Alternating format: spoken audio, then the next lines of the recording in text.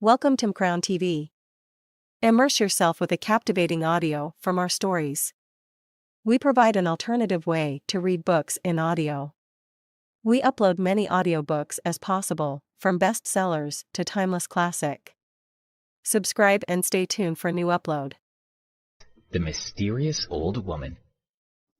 Alex looked at Vivian, who was crying next to him, and murmured under his breath, "Vivian, I'm so sorry." "What are you apologizing for?" she asked, looking at him with teary eyes. "It's that young rich guy who should be sorry. If it wasn't for him, I wouldn't be in this situation." Hearing this, his heart ached even more. He had ruined the life of someone he liked. He composed himself and asked, "Then who's that Dale Granger that they were talking about at the police station? Do you know him?" "You're only a student. Of course you wouldn't know." Vivian wiped away her tears and told Alex, "After the Azure Dragon Society was destroyed, the various New York gangs battled for superiority. Now the pecking order is starting to become clear, and a gang called Flag Sect runs the city's underworld. Dale Granger is one of their leaders." "Flag Sect," Alex muttered softly. He had already thought of a way to deal with them. Vivian continued, "Flag Sect received a large portion of their resources from the Azure Dragon Society. Along with the resources they already had, they've grown much more powerful than the original Azure Dragon Society. Its leader, Quentin Robbins, appears to be a respectable member of society, and he speaks as eloquently as the mayor himself. I've heard that most of their money is laundered through one of the most famous department stores in New York." Alex listened and thought, and they're targeting Vivian simply because she's so beautiful? "Vivian, you won't be harassed by these bastards again," he said to her seriously. He felt that he owed her. "Okay," she replied softly. She was touched, but didn't take his words to heart. He was only a student, and she was up against the Flag Sect. How could Alex protect her or himself? Bang, bang, bang! At this moment, someone thudded on the door. "Open the door, Vivian, right now." "It's him." Her expression turned into one of terror. Alex frowned and asked, "Dale Granger?" "Yes, now quickly hide. He'll kill you if he sees you." "I'm not afraid. I promised Monica that I wouldn't let you two get bullied again by this thug." He looked determined. Vivian went to him and kissed him on the corner of his mouth. He was stunned for a moment. "Thank you. I'm very touched by her kindness. But now is not the time to be a hero," she said calmly. Then she took advantage of his shock and pushed him into the bedroom. "Don't come out under any circumstances, or I won't be able to save you." "Vivian," Alex wanted to say more, but she had already closed the door. Granger was still banging on the front door. He was shouting, "Open the door! If you don't open the door, I'll kick it down." "I'm coming." Vivian tried to steel herself before opening the door. A tall, middle-aged man walked in. He had a bald head and wore a black suit. His exposed wrists showed that his arms must be covered in tattoos. He was Flag Sect's underboss, Dale Granger. "Mr. Granger, why are you here?" Vivian greeted him. Although she was smiling, her smile was fake. Granger stared at her and sneered. "Why am I here? That's a good question. As you know, I'm a bachelor, and I'm always on the lookout for a beautiful single woman like you. What do you think I want?" Slowly he approached Vivian. "Sit down, I'll get you a glass of water," Vivian offered, trying to appease him. She was terrified of this man. "A glass of water? You're right, I am thirsty right now, but water can't resolve our situation." Granger's gaze didn't leave Vivian. Suddenly he threw himself at her, but she dodged and he missed. He said, "I can understand why you rejected me when Flag Sect was still a second-rate gang, but now we run New York, and you're still hiding from me. Tell me why. You know I can protect you and keep you safe."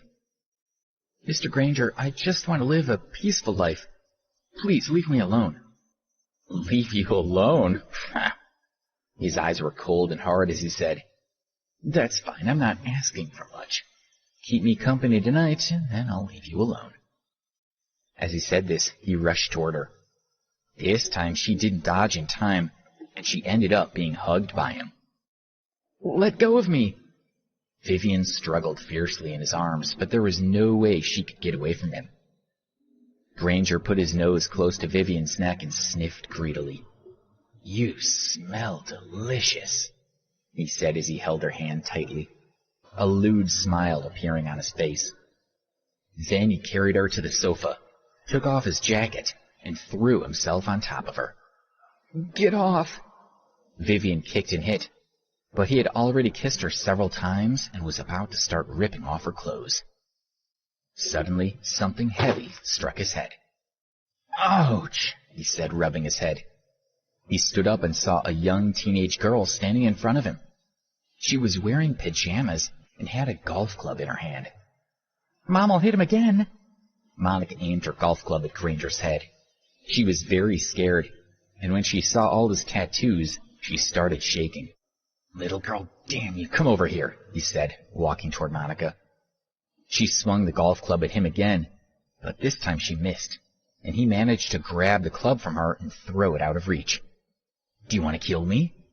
he hissed as he held her up with one hand and smacked her butt twice, causing her to scream out loud. "You bastard," Alex said to himself as he watched Granger throwing Monica onto the sofa. She landed heavily and then fell onto the floor. "Monica, are you okay?" Vivian's heart ached as she rushed over to help her up. Tears were flowing down her face. She was so proud that Monica had dared to challenge a ferocious thug like Dale Granger to protect her. "I'm fine, Mom. I'm not hurt," Monica replied. "But I'm no use. I can't beat this horrible man." She fell off the sofa onto the floor. How could she not be hurt? Vivian thought anxiously. Mother and daughter. Ha! I'm so lucky today. Such a young beauty and such a mature beauty. We're going to have fun together tonight, Granger said with an obscene smile. As he unbuckled his belt, he walked toward Vivian and Monica. This night'll be unforgettable for both of you. Monica, hurry up and go to the bedroom. Vivian pushed her away. She thought, no one can stop this beast now, but I need to make sure that he only has his way with me. Monica's still a child. How can he even think about laying a finger on her? I'm not leaving. I want to protect you. Monica didn't understand what Granger was planning. She had only one goal, and that was not to let her mom be harmed. She glared at him and said, Don't come any closer, or I'll beat you to death. Neither of you are going anywhere. Come on, my two darlings, let me take good care of you. At that moment, the bedroom door slammed open. Granger was startled and quickly looked in the direction of the bedroom. You bastard! Boiling with rage, Alex rushed over to him and hit him in the face with a lamp. Granger's face turned red, and he screamed as he fell to the ground, covering his head with his hands. Vivian, get up, Alex ordered, and he started pulling Vivian and Monica toward the door so that they could all escape. But before he could open the door, Alex heard, Hold it right there. Granger grabbed his hair and pulled him down to the ground. From the floor, Alex shouted at Vivian, Go, hurry up and get out of here. He could only hope that Vivian could get out in time. Then, even if he died at that moment, he would have no regrets. Alex, sobbed Vivian. Alex, cried Monica. They didn't want to leave their hero. But Vivian knew that they wouldn't be any help if they stayed, and Alex wouldn't want his desperate attempt to save them to be in vain. Monica, let's go, she said. She pulled her daughter to the door and they rushed out. Damn. Covered in blood, Granger looked terrifying. He raised his fist, which was as big as a sandbag, and tried to punch Alex, who was still lying on the ground. Alex dodged, and Granger's fist slammed into the floor instead. Alex tried to focus and regain all his strength. He had to fight with everything he had if he didn't want to die at the hands of Granger. He somehow managed to wrap his legs around Granger's head, and then he used all his strength to throw him to the ground. He quickly stood up and ran toward the nearest door. Alex slammed the door behind him and then leaned his back against it to prevent Granger from getting out. He breathed a sigh of relief. Alex suddenly realized that he was in the kitchen, and standing in front of him was a petite old lady. She was 5 feet tall, and her white hair was pulled back in a bun. She was holding a piece of bread and looking curiously at Alex. She looked a little weak, but there was a certain dignity to her face as she stared at him with hawk-like eyes. Alex was shocked to suddenly find this strange elderly lady in Vivian's flat. "What a handsome young lad," the woman said with a strange smile. Her voice sounded very old and frail. Suddenly the old woman threw away the bread. Her feet shuffled slightly, and in the blink of an eye she was standing in front of Alex. Her hand was reaching toward his neck. Alex was shocked by the weird scene, but he managed to move out of the way, and the old lady's hand slammed through the door. She turned around and was getting ready to attack him a second time. "Open the door, you little shit!" shouted Granger as he broke the door open. With a bang, it slammed into the old woman's head. "Damn, Vivian's mother is here too." He looked at the old woman and said, "Old woman, you better leave right now if you don't want to get hurt." "How dare you!" Hearing that he was being disrespectful to her, the old woman flew into a rage. With a wave of her arm, she threw a toaster at his head. He dodged, and the toaster smashed a large hole in the door. The exertion caused the woman to cough violently. "Wow, I can't believe you just did that," said Granger. He strode over to her and wrapped his arm around her neck. "Damn it, since you don't appreciate that I'm trying to help you, you better say your goodbyes." The old woman was helpless against Granger. Her entire body was lifted off the ground by him, and it seemed like he was about to strangle her to death. Her face turned red, and all she could do was wink at Alex. Alex picked up a frying pan and threw it at him. In that split second, the old woman picked up a kitchen knife from the chopping board and mercilessly hacked straight down Granger's face. "Die, you bastard!" she screamed. Granger fell to the ground, leaving a trail of blood. The kitchen knife fell with him.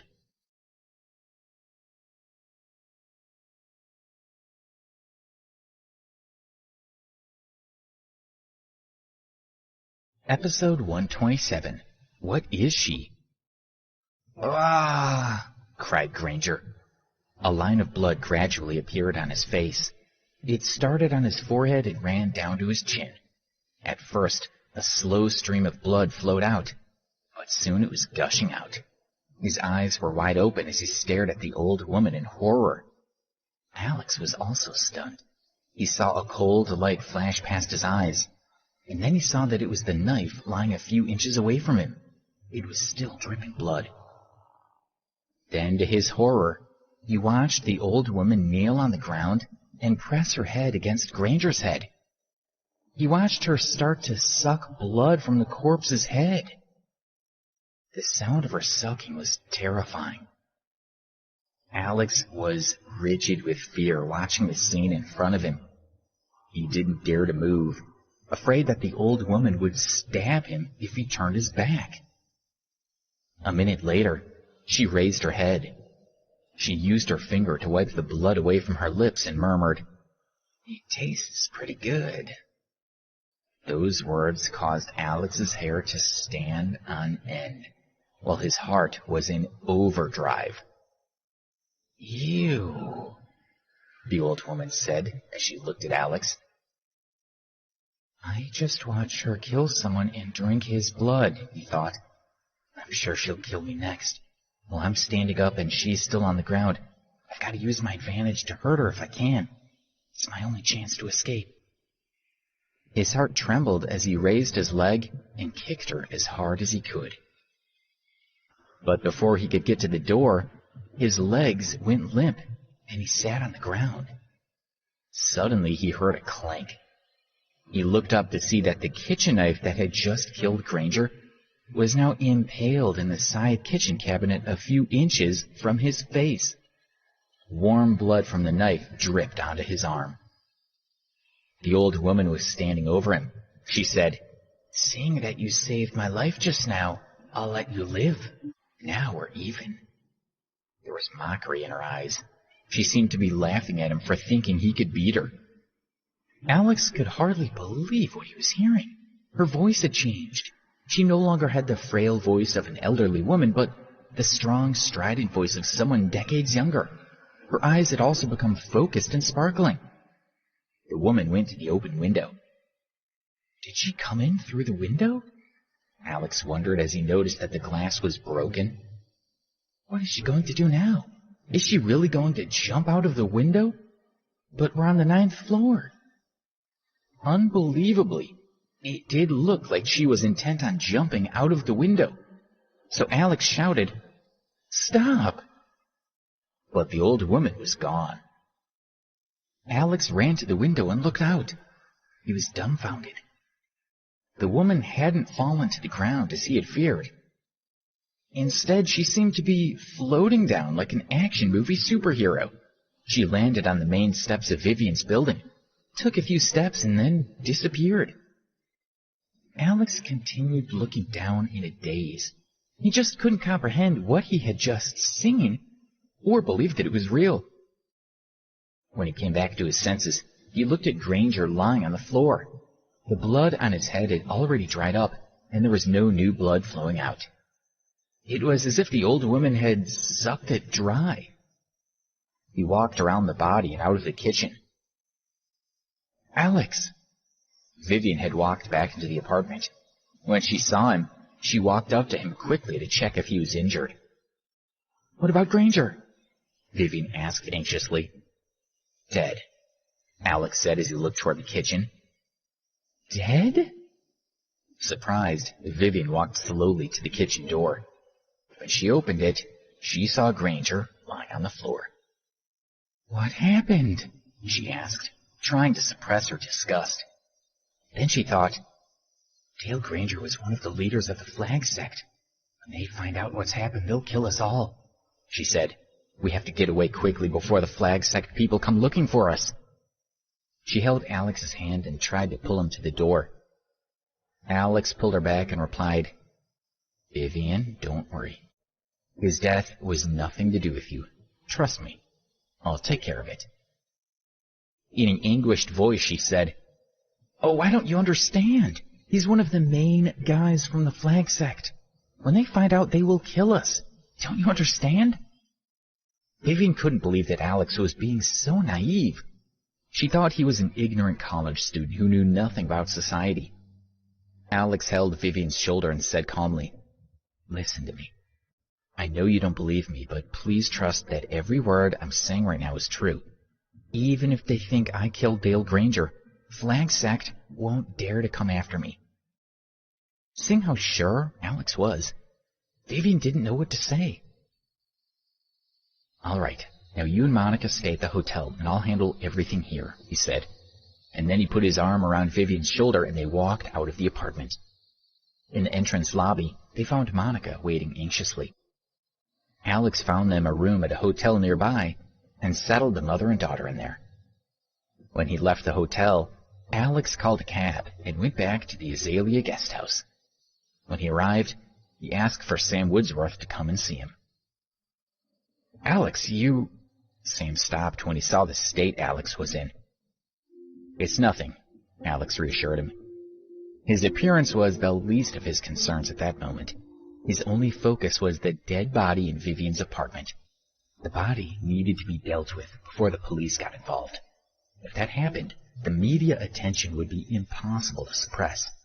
He said quietly, "In number 2 Bayview Villas, apartment number 903, there's a dead body in the kitchen. The body is Dale Granger, one of the leaders of the Flag Sect. Send someone to deal with it immediately." "Yes, sir." Sam was frightened when he heard what he had said. He wasn't scared of the Flag Sect, but of the impact that this could have on Alex. He was terrified to think of the danger that Alex was now in. He quickly instructed one of his subordinates to dispose of the body, and then went back to Alex and sat down next to him.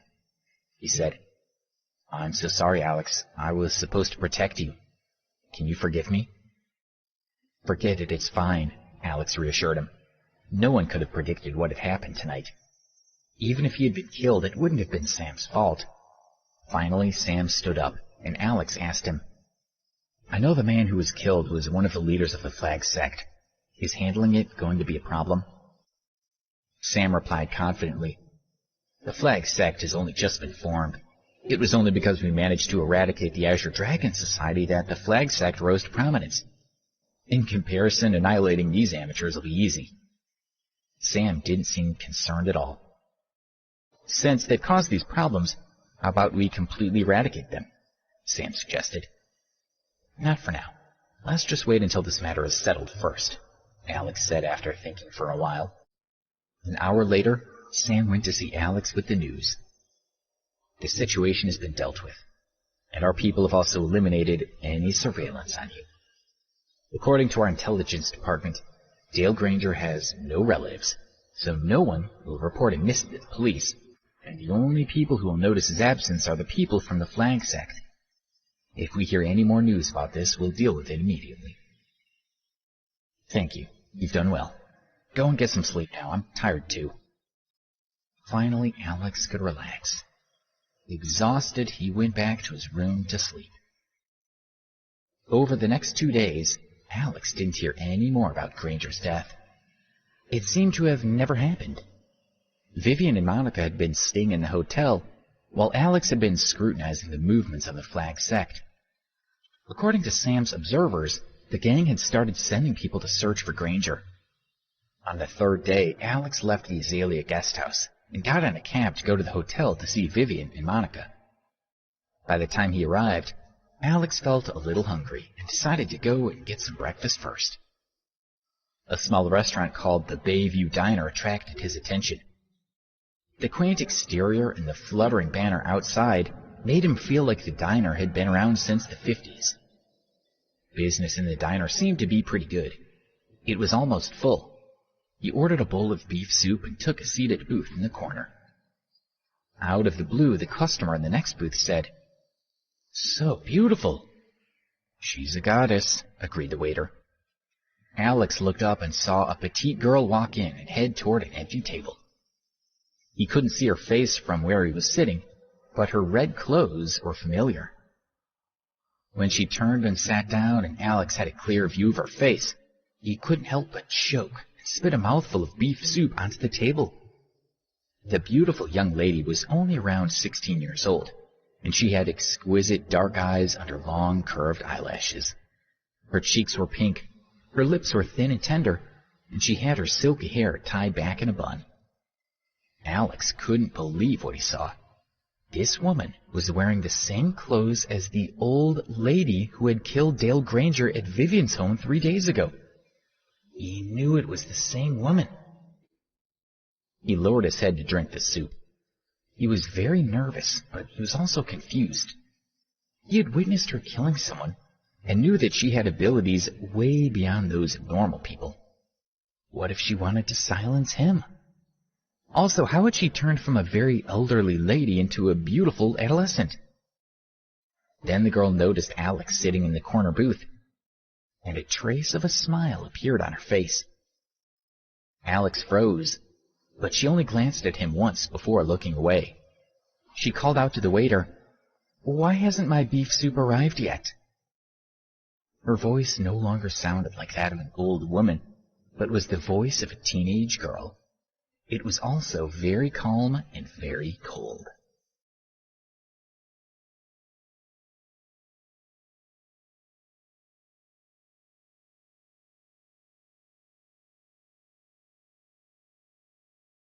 Episode 128, A Teenage Grandma. "Hey, beautiful, here's your beef soup," said the owner of the diner, as he brought a steaming bowl of soup over to the girl. Alex was surprised as he thought, the girl didn't even give her order. How did the waiter know what she wanted to eat? The owner smiled as he put the bowl down in front of her, and then he turned to go back to his work. The girl picked up a spoon and took a sip of her broth. Her eyebrows knitted together, and she emitted a loud "yuck" and pushed the bowl of soup off the table. "What kind of soup is this? It's terrible. "Get me another bowl," she ordered aggressively. "Why did you have to do that?" the owner said when he saw the mess of beef soup and the broken pieces of the bowl all over the floor. "You need to control your temper. You can't come into my diner, tell everyone that my soup is bad, and then smash my bowl. You'll ruin my business." The teenager raised her gaze to look at the man as she said, "Are you talking to me?" The coldness of her gaze made him shudder. Her hand gripped her fork, seeming to want to stab the man with it.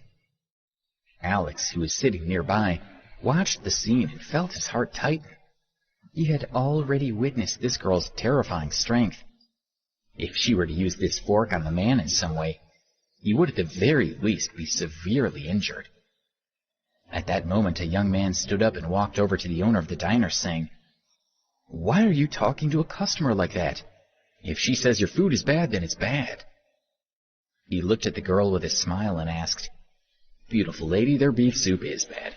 I advise you not to have another one, but I'll treat you to whatever else you want from the menu." He was blown away by the girl's beauty and wanted to take the opportunity to strike up a conversation. "You're going to treat me?" Seeing that the young man was trying to please her, the girl smiled playfully. "Then get me a Caesar salad." "Did you hear that? Caesar salad, quickly." The man went and sat down at her table. Close up, she looked even more beautiful. He was elated. When the salad was served, the young woman ate slowly, one forkful at a time. Everyone in the restaurant glanced at her. As she was eating, her every movement was pleasing to the eye. "What do you think of the salad?" the man asked, feeling bold. He was sure that he could woo this beautiful young woman. Paying for her salad was the first step in his plan to win her over. He did not doubt that in less than 3 days he would be able to coax her into bed. As he spoke, he slid his hand along the table toward hers. He just couldn't resist the sight of her tender white fingers. He felt that if she let them hold her hand, he knew that he would win. The girl merely glanced at his hand reaching for hers and didn't react at all. She calmly continued to eat her salad. Just as the young man's hand was about to touch hers, the corner of her mouth curled up into a cold smile. She scooped up a nut from the salad, and with a flick of her wrist, it flew like a bullet straight into the young man's eye. "Ah!"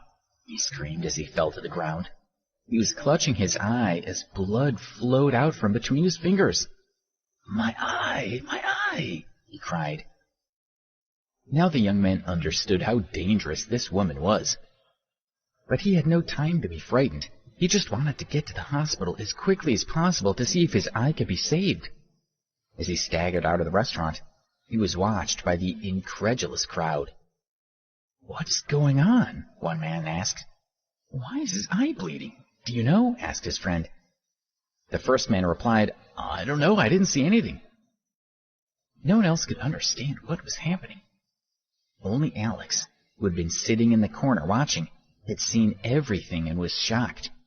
He knew what the girl had done. The teenager leisurely finished her salad, stood up and was about to leave when the owner stepped in front of her. "You haven't paid for your food yet. A bowl of beef soup and a Caesar salad. That's $18, he said. "Having me eating in your diner should be payment enough, yet you still dare to ask me for money? Just get out of my way," she replied with a scowl. She was about to push him aside and leave. But the man wouldn't give in. He remained standing in front of her and said, "Hey, girl, where are your manners? What makes you so special that you don't have to pay for what you've eaten?" One of the other customers piped up, "Yeah, why aren't you paying for your meal?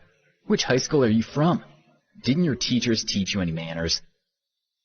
Another said, "She's so beautiful, but she doesn't have the slightest bit of class." "This is a small business, and you need to pay for your food. If you don't want to pay, we'll make you," said another man. The other customers in the diner also supported the owner. Although they found the woman attractive, they were still thinking rationally and felt that she should pay her bill. The girl's eyes swept across the crowd as she asked them, "And who exactly is going to make me do it?" There wasn't a shred of cowardice or panic in her voice. She seemed calm and determined. What the customers didn't know was that the girl already had dozens of razor blades hidden in her hands. Somehow, she managed to hold them all without getting a single cut. Alex spotted the flash of the blades in her hands and had a terrible premonition that everyone in the shop was about to die. "Let me help her pay," he said without any hesitation, as he squeezed through the crowd and rushed in front of her. "It's only $18. I'll pay her bill and mine as well," he said to the diner owner with a smile. He transferred the money to him using his cell phone. "Is that settled now? Great, then we'll go," he said as he looked at the girl. She was observing him playfully. He smiled awkwardly and said, "Ma'am, I've paid the bill. Let's go." Alex had seen her as an old woman, so without thinking he called her ma'am. With a humph sound, the girl put the blades back into her sleeve and walked out with him. One of the customers muttered behind her as she left, "I can't believe that girl was so obnoxious. I blame her upbringing." With a "puck" sound, something hit his chest, and the man immediately fell to the ground. The pain felt like a nail had been hammered into him. With the other customers watching in fascination, the man pulled the thing from his chest and saw that it was a bead. "It's hers," he said, remembering that the woman was wearing a string of beads around her wrist, and that this bead matched the others on her bracelet. Everyone in the diner was astounded, and as they watched the girl leaving with Alex, they couldn't help but feel a lingering fear. "Well, that was generous of you," the girl said to Alex chirpily. "Yes," he agreed, worried that she was still planning some sort of revenge on him. The more he looked at the adolescent walking beside him, who now resembled a high school student, the more astonished he became. How could she have turned from an old woman into a young one? Standing next to her, he felt deeply uncomfortable. "They'll all die," she said casually. That sentence from the mouth of a schoolgirl should have been funny, but Alex inhaled sharply. "Ma'am, how did you become like this?" Alex asked cautiously. Seeing that she was looking at him with curiosity, his heart tightened. He said quickly, "It's fine if you don't want to tell me." There's no need to be so afraid of me. Perhaps I'll ask for your help at some point. It's very simple. I've become young again because when you first saw me, I'd been injured. But then I drank the blood of that bastard Granger." "You were injured and then drank blood? Do you practice martial cultivation?" Alex asked in surprise. As a well-educated descendant of a good family, he had heard of this mystical art of obtaining immortality, but he had never met someone who practiced it. "Martial cultivation? The girl smiled mysteriously as she listened to him. She didn't deny it, and he didn't dare to ask any more. "What did you say you needed my help for?" he asked, puzzled. He couldn't think of how he could be any help to her. "You're clearly from a powerful family." Seeing Alex's slightly surprised expression, she continued, "It seems that the unlucky bastard who I killed 3 days ago was someone quite important in the Flang sect. It's been only 3 days, and no one seems to have reported his death." "What do you need my help with?" Alex felt increasingly confused. The girl stared at Alex and said, "I want you to let me stay at your place for a while. Don't let anyone disturb me, and you need to bring me live chicken every day." Alex was stunned. The woman was a dangerous person, and he didn't want her to stay in his home. She was unperturbed by his hesitation. She guessed, "You're afraid that I'll kill you?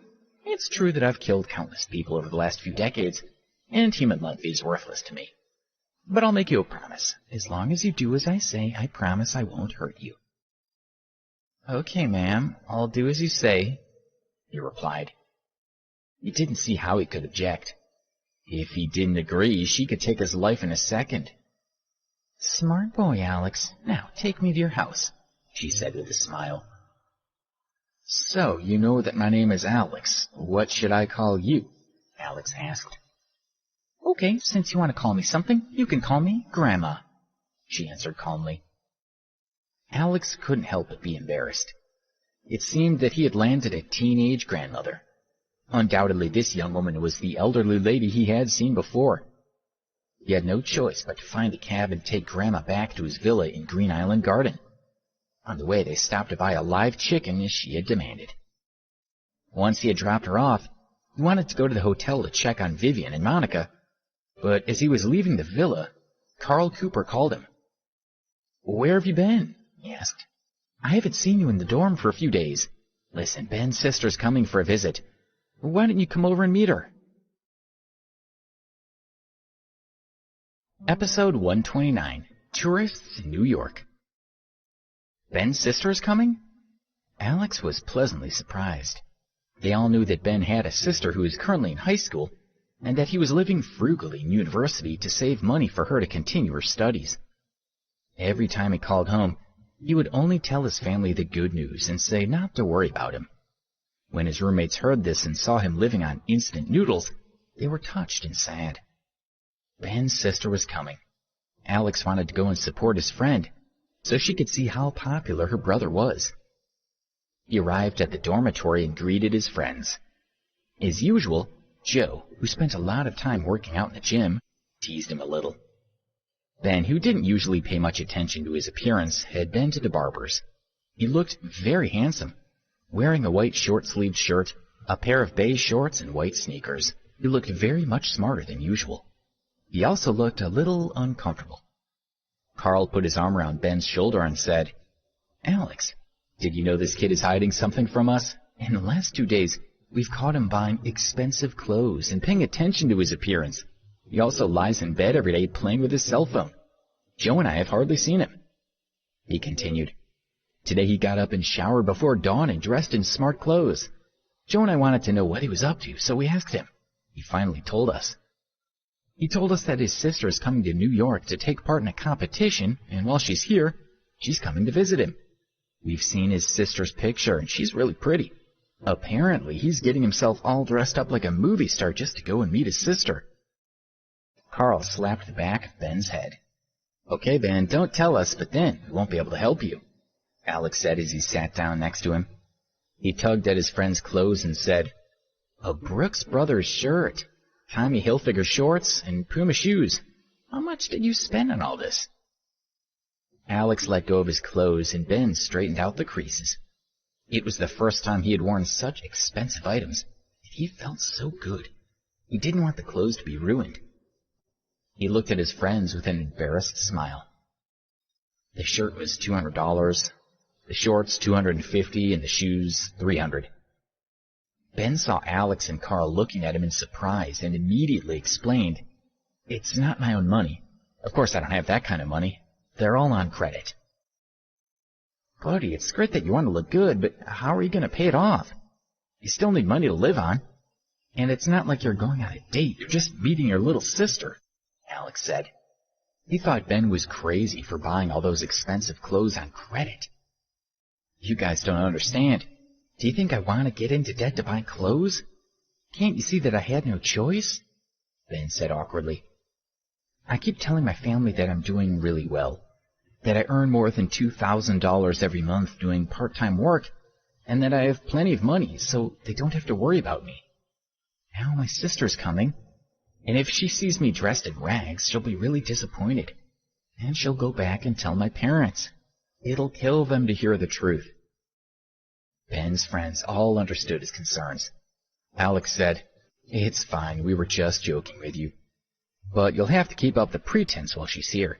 If they'll think you're wealthy, if your sister finds out the truth, it'll be even worse.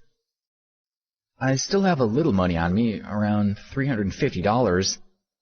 I borrowed it from some friends. That should be enough. If it's not, I can still get a little more on my credit card, Ben said without any confidence. Alex sighed inwardly, but he didn't say anything. He was sure that Ben was making a mistake. After chatting for a while, they left to pick up his sister from the airport. While Ben and his friend were leaving the campus, Two young ladies were walking out of arrivals at JFK Airport. One of them was Ben's younger sister, Tanya. The other was her best friend, Brittany Coleman. "Listen to me, is your brother in New York really as amazing as you said he is?" Brittany asked as she held Tanya's arm. "Of course. Every time he calls me, he says that he's studying hard at Preston University, and he gets a scholarship every semester. In his spare time, he does part-time work for only 2 to 3 hours a day, and he gets paid more than $2,000 a month. And he's one of the most influential students at the university," Tanya said proudly. I agree that your brother sounds awesome." Brittany smiled and leaned in closer to her. She whispered, "Does he have a girlfriend yet?" She knew what Brittany was thinking. She touched her friend's cheek with her finger and giggled. "You're so embarrassing. What are you thinking?" Brittany's face turned as red as a tomato.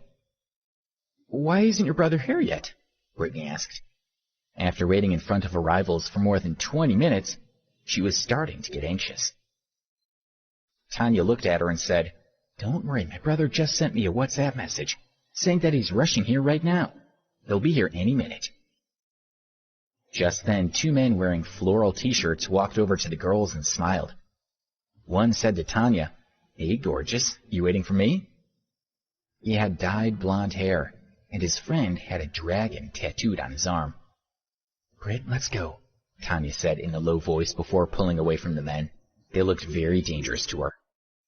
"Don't go," one of them said. The two men quickly blocked Tanya's path.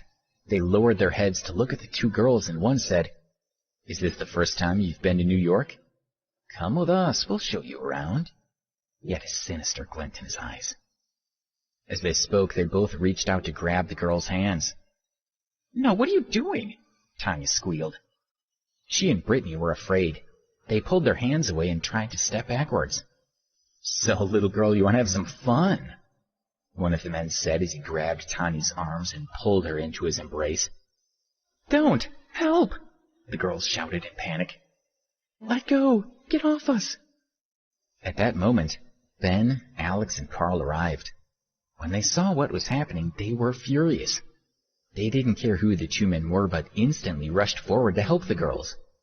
Alex kicked one of them over while Carl and Ben smashed into the other man's head, knocking him to the ground. "Are you okay?" Ben asked Tanya. Seeing her nod, he looked at the two men and said, "Alex, Carl, come on, let's teach these guys a lesson." The two men saw the students charging at them ferociously. They didn't know who these guys were, and they were afraid of getting beaten up again, so they ran away. Ben walked to Tanya's side and said guiltily, "I'm so sorry. Did they scare you? It's all my fault. It wouldn't have happened if we'd been on time." She took his hand and said, "Ben, it's fine. We don't blame you at all. You were so awesome just now that you scared those men away." Noticing that Ben's clothes were all famous brands, Tanya's heart was filled with pride. She looked at Alex and Carl and asked, "Who are your friends?" Alex and Carl walked over, trying to look cool. They felt like heroes in a movie, saving the beautiful heroines. Tanya and Brittany were very impressed with them. "Oh, they're my roommates. This is Alex, and this is Carl."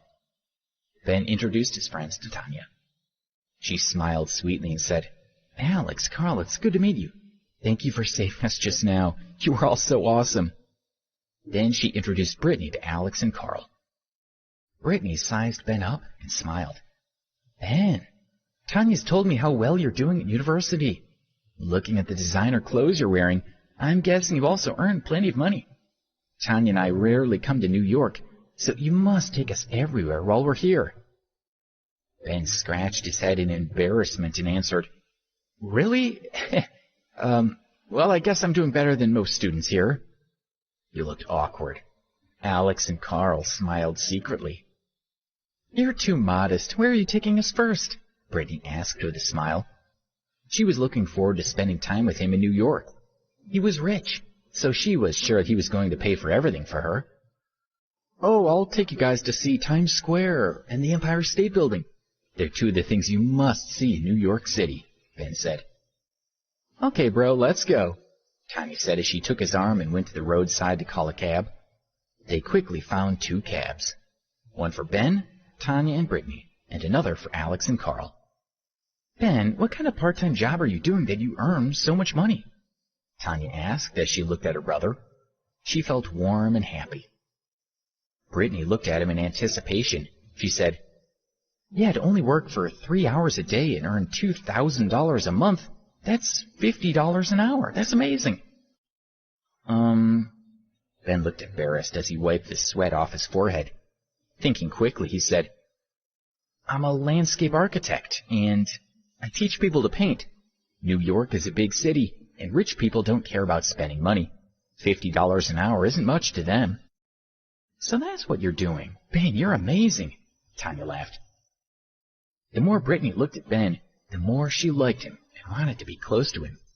She told him, "I also want to study landscape architecture. By the time I graduate, you'll be high up in a big company. Then you'll be able to help me with my career." We'll talk about that when the time comes." He knew that if Tanya and Brittany found out that he was lying, they would be disappointed in him. He knew that he would die of embarrassment if that happened. Ben and his friends took Tanya and Brittany to Times Square and the Empire State Building. They treated them to snacks in New York coffee shops and bought them souvenirs from the gift shops. In just a few short hours, Ben had already spent $100. He had a little over $200 left. He wanted to treat Tanya and Brittany to a nice dinner and fancy hotel room, but he had no idea how he could pay for it. Brittany pursed her lips and said to him, "Let's go. We've been walking for so long. I'm hungry. Ben, are you going to take us somewhere nice for dinner? Let's go." Oh. Ben wasn't sure what to do. He was thinking, we could just take them for a stroll around campus and then for a meal at Beautiful Cuisine, the campus restaurant. However, when Brittany asked him with such anticipation, he couldn't say anything. He felt that taking them to Beautiful Cuisine would seem so disrespectful. "Ben, what's wrong? Can't you decide which restaurant to take us to tonight?" "It's okay. Take your time to decide on the best one. After all, you've been in New York for 2 years. You must know loads of great places," said Brittany. She continued, "Tanya and I are country bumpkins. When we get to the restaurant, we'll take photos and post them on Instagram. You mustn't laugh at us." "Don't worry, Britt, my brother won't laugh. When we get there, I'm going to take photos of all the dishes we order and of the inside of the fancy restaurant. Our friends are going to be so jealous of me, having such an awesome brother." So far, Ben had been very generous. The girls had already spent a lot of his money since they had been in New York. Looking at their excited faces, Ben kept smiling, but inside he was panicking. He had no idea what to do next. Then Carl stepped in to try to help him. He said, "Ben wants to invite you to have a meal at the Seafood Bar." The Seafood Bar was a small eatery near the campus, and it was very popular with the students. Although it wasn't as busy as Beautiful Cuisine or Coffee Palace, it usually had a good atmosphere. More importantly, considering the amount of money Ben had left, it was affordable. "The Seafood Bar? What's that?" Brittany took out her cell phone and searched for a bit. Finally, she read out, "Fresh seafood to fit everyone's budgets." From the photo of the front, it looks like a country diner like at home. "Carl, I know you're joking with us. Ben wouldn't take us for a meal somewhere like that. He earns over $2,000 a month. He would never take us to eat somewhere so cheap." Ben's face stiffened as he felt even more awkward. Tanya noticed that something was wrong with him. "Ben," she whispered, wondering what was wrong. Then she said, "Actually, this seafood bar looks pretty good. We both like fish. Let's go there." Brittany wasn't convinced. She said, "Listen, Ben doesn't need all this money, and we came all this way to New York. I think you should let your brother treat us to a decent meal. And didn't you just say you wanted to take photos to post on Instagram? This seafood bar is just like the diners back home. Everyone would laugh at us if we posted photos of that place. We can't waste our time in New York eating somewhere like that." Tanya replied, "Who cares what everyone thinks? Wherever Ben takes me to eat, I'll eat." Although she was also very puzzled and a bit disappointed, she wanted to stick up for her brother. Ben, who was standing between the girls, was in turmoil. He wanted to stand up and shout, Stop arguing, I'll take you guys to the best restaurant in New York to eat. But he knew he couldn't pay for it. Alex interrupted his thoughts. Ben, stop joking with your sister. He looked at the girls and said, Before we met you, Ben had already discussed it with us. And we all decided that we're going to treat you guys to dinner at Yellow Garden tonight. What do you think? If you're not happy with that, we can go somewhere else. Ben and Carl were both shocked. Yellow Garden was a famous restaurant in New York, and it was very expensive. For 5 of them to eat there, Ben would need at least $600. And he had a little over $200 left. And he still had to pay for a hotel room for the girls. He looked helplessly at Alex, thinking, Alex, you must be joking. How can I afford dinner at Yellow Garden?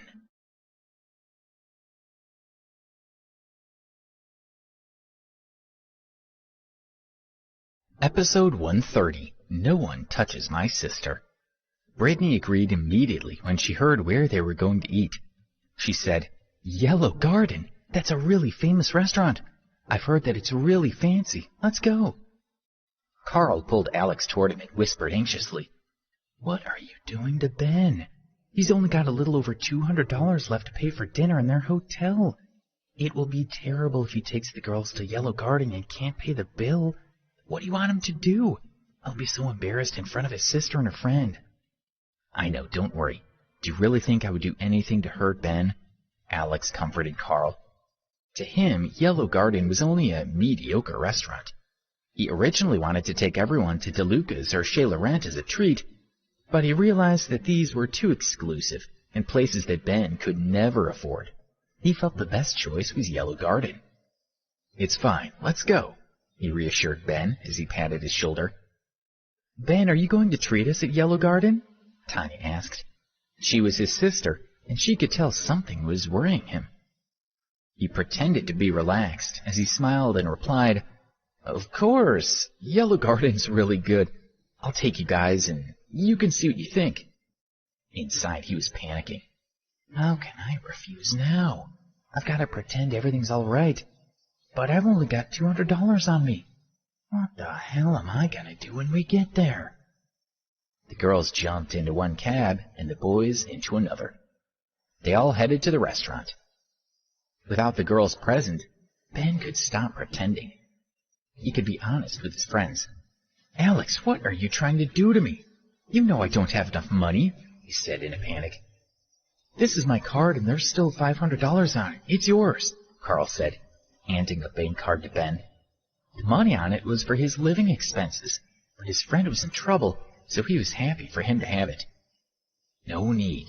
Both of you listen. I've told you I've got a plan. Ben won't be embarrassed in front of the girls. Alex smiled and continued, Ben, let everyone order whatever they want. When we settle the bill, we'll go together to pay, and we'll use my bank card. He took out his Supreme Sky Metro bank card, waved it in front of them quickly, and then put it into his pocket. He didn't want his friends to look too carefully at the card and recognize it. Everyone knew that to have an account there, you needed $1 million, and that $3 million was needed to open a Supreme account. Ben and Carl looked at Alex in confusion. Carl asked, Alex, how much money have you got on your card? Where's the money from? You're usually struggling for money even more than us. Deep down, they didn't believe him. He rubbed his nose and said, I've got around $8,000 in the account. I was really lucky recently. I bought 10 lottery tickets and won $8,000. He still didn't want his friends to know his real identity. Even if he told them, they might not believe him. Hearing that Alex had $8,000, his friends were relieved. They teased him a little for not telling them about the lottery win. Soon, they arrived at Yellow Garden. It was a beautiful old building. There were a lot of luxury cars parked in front, and its clientele were from the upper echelons of New York society. Ben and Carl had never been to such a high-class establishment. When they saw a group of well-dressed people walk past them, they were bewildered for a moment. Luckily, Alex took control and led them into the restaurant. Once seated, under Alex's reassuring gaze, Ben mustered up his courage and ordered 10 different specialties and ordered 2 expensive bottles of red wine. According to the menu, he had already spent $600. Brittany was very happy when she looked at the dishes on the table. She looked at Tanya and said, "See, I knew that Ben was going to treat us to a good meal tonight. This place is way more luxurious than any restaurant at home." "Of course, he's my brother. Let's take some photos for Instagram. Our friends will be so jealous," Tanya said as she held up her cell phone to take a picture of the restaurant. Everyone relaxed, smiled at the photo. The meal went very well. They all enjoyed their food and chatted amicably. Happy laughs were heard from time to time. After the main course, Alex stood up and said to everyone, "You guys carry on. I need to go to the bathroom." He walked toward the restrooms. As he walked, Vivian and Monica popped into his mind. Sam had reported that the Flag Sect were still looking for Dale Granger, and he was worried that they would go to Vivian's home. He was relieved that he had ordered Sam to send someone to collect Vivian and Monica and take them to stay in a safe place. They probably took them to either the Azalea guest house or to the Berkeley Hotel. While Alex was in the bathroom, a group of rowdy youths entered Yellow Garden. The leader was a young man with his hair shaved on both sides and a tattoo on his head. He was hugging a pretty girl. The young man was called Corey Davis, and his father was another one of Flag Sect's leaders. Because the Flag Sect had taken control of New York's underworld, Corey's status had risen along with it, and everyone wanted to befriend him. "Corey, thanks for treating us today. How many people are coming?" "I only called Henry. He said he was nearby and would be here soon. It's good if there's less people. I can't stand all those ass lickers." "You're right, of course. Right now everyone in New York wants to be seen with you. We feel very honored that you chose us." They spoke in very loud and brash voices and didn't care at all if they upset the other diners. None of the customers or waiters dared to say anything. Finally, the manager went up to them with a smile to take their orders. They had attracted the attention of the entire restaurant the moment they entered the door. When they saw this group of people, Ben and Carl were dismayed. "What are they doing here?" Ben complained. He recognized 2 of the young men as the 2 hooligans who had harassed Tanya at the airport. Ben put his head in his hands. Carl also lowered his head. He felt uneasy and didn't want the men to see them.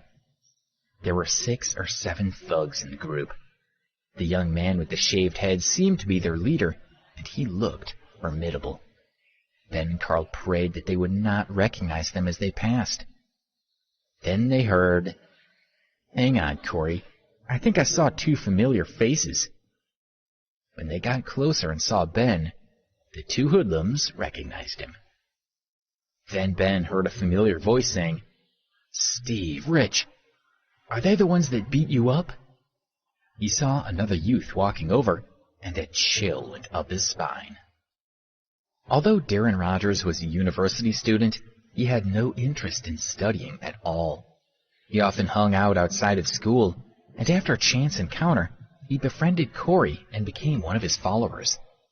Under the influence of her mother, his girlfriend Donna had dumped him. Darren turned his gaze toward Ben. For a moment, the 2 of them locked eyes. It was the first time that Darren had ever looked directly at any of them. He said, "I know these guys. Corey, Steve, Rich, let me introduce them to you." The shaved head seemed to be their leader, and he looked formidable. Ben and Carl prayed that they would not recognize them as they passed. Then they heard, "Hang on, Corey. I think I saw 2 familiar faces." When they got closer and saw Ben, the 2 hoodlums recognized him. Then Ben heard a familiar voice saying, "Steve, Rich, are they the ones that beat you up?" He saw another youth walking over, and a chill went up his spine. Although Darren Rogers was a university student, he had no interest in studying at all. He often hung out outside of school, and after a chance encounter, he befriended Corey and became one of his followers. Under the influence of her mother, his girlfriend Donna had dumped him. Darren turned his gaze toward Ben. For a moment, the two of them locked eyes. It was the first time that Darren had ever looked directly at any of them. He said, "I know these guys. Corey, Steve, Rich, let me introduce them to you. They're in my class. They're nobodies, just a couple of losers. They're so poor they can hardly afford to eat. Once when my class went on a trip to Staten Island, we all decided to go out for dinner. These two punks and their buddy Alex couldn't even afford a meal. They sat outside on a bench eating fries. They didn't like it when I took a photo of them for Instagram." Laughed one of his companions. "They're that poor?" asked another. The first said, "That's not much better than the people on the street begging for food." Corey and his lackeys laughed loudly. Listening to Darren, Tanya and Brittany were shocked. Ben was doing very well in New York. Why did this man say he was a loser who couldn't afford to eat? Was Ben lying? Or was this boy making it up? "But he's wearing designer clothes right now, and he's eating it here," Steve said. Then he pointed toward Tanya and Brittany and continued, "And these two pretty girls are keeping him company." My guess is that he spent a month's worth of living expenses on the clothes he's wearing. Darren didn't believe that Ben had the money to buy decent clothes. "I'm amazed he found the money to bring a date here. He must be planning to spend every cent he has tonight, then live on dirt next semester." His words caused another wave of laughter. "Ladies, what are you doing with worthless trash like Ben?" One of his friends joked. Darren smiled at Tanya and Brittany and said, "Maybe he tricked you with his romantic words. Do you actually believe he's wealthy, or could it all just be an act?" Ben felt so ashamed to be insulted by Darren in front of his sister. To be called worthless. He wanted to beat him up, but there were too many of Darren's friends there, so he stayed quiet. He felt so ashamed that he clenched his fists and wanted to find a hole to hide in. "Have you got anything to say? Aren't you two even going to stick up for yourselves? You worthless pieces of crap." Steve spat out and started walking toward them with Rich. Ben and Carl were both frightened when they saw them approaching. They didn't dare to move, but just sat on their chairs with their heads lowered. "What are you talking about with these two pieces of scum?" Rich said as he kicked Ben's and Carl's seats so they both fell to the ground. "Stand up," Steve shouted, and Ben and Carl stood up. "Rich, these clothes would look good on you." Steve pulled out a knife and grabbed Ben's shirt, ready to cut it open. Ben tried to back off. These were the most expensive and best clothes he had ever worn in his life. He cherished them greatly and didn't want to lose them. "You little shit. If you keep moving, I'll cut you to pieces," Steve roared. With a single slash, a big hole appeared in Ben's shirt. Ben looked at his cut shirt and felt his heart ache. He was hoping he could wear it if he attended any important events over the next few years. Now he could never wear it again. "Ha! Look at how weak that guy is. He's not even standing up for himself. What a loser," Darren laughed. Steve kicked Ben's chest. He fell back, knocked over their table, and fell onto the ground. At the same time, Carl was kicked to the ground by Rich. Brittany, like most of the other girls at the restaurant, was screaming loudly. Tanya, on the other hand, rushed to help Ben up. "These two girls are pretty good-looking." Corey let go of his girlfriend and looked at Tanya. He reached out his hand to pinch her butt. "Don't!" Tanya backed off in fright. She could sense how dangerous this group of men was. "Come to me, pretty girl." Corey wrapped his arms around Tanya's neck and was about to pull her into his embrace. She screamed, "Ah!" At that moment, they all heard a shout, "Don't touch her!" At the same moment, Corey let out a blood-curdling howl. "Ah!" Something had slammed into the back of his head. He bent down with his head in his hands and took a few steps back. He finally let go of Tanya. "Are you okay?" Ben asked with concern as he hugged Tanya. When he had seen Corey grabbing her, he hadn't hesitated. He had rushed over and thumped him over the head. He could tolerate being humiliated himself, but there was no way he could let someone threaten his sister. No, not even the president would be allowed to touch his sister. Thank you for listening to Crown TV. Please don't forget to subscribe, share and turn on the notification button.